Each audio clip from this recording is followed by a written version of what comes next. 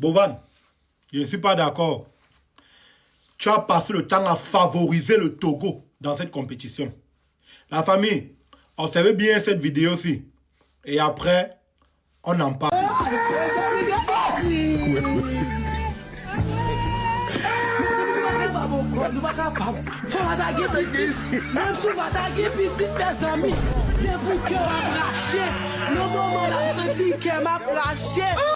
Voilà une compétition qui est censée être équitable.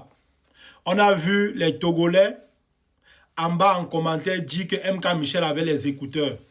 Les gars font tout pour déstabiliser MK Michel dans cette compétition. Les gars font tout pour trouver des poux sur la personne d'MK Michel afin de la déstabiliser dans cette compétition. Vous l'avez même traité de traître dans cette compétition. Quand je vous disais au début que c'est une grosse arnaque, le premier traître ici dans cette affaire, c'est Jojo. Après, c'est Bovan et tout le staff qui encadre aussi la compétition qui sont conçus essentiellement des Togolais.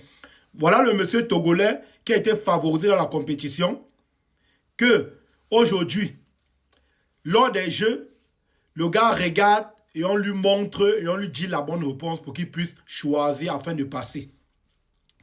La compétition s'est jouée. Vous avez vu la précédente partie lorsque le Togo était en face du Bénin. Comment les gars ont triché. C'est après qu'on a éliminé le Bénin que le Togolais est revenu en live. Et quand le live a commencé, Bovan a attribué 30 points de plus aux Togolais. Mais la question qu'on se pose, c'est que lorsque la Béninoise est sortie de la compétition, les points qu'elle a laissés à un des partenaires qui continue la compétition là, est-ce que vous avez souscrit les 30 points là sur ça? Parce que pour pouvoir donner 30 points au Togolais, vous deviez souscrire au préalable les 30 autres points que vous avez donnés à la personne que la fille a décidé qu'on lui donne ses points. C'est resté des points avant de partir de la compétition. Vous êtes méchants et vous ne faites que tricher. La tricherie ne va jamais permettre que vous allez gagner ça. Sinon, nous sommes concentrés et focus.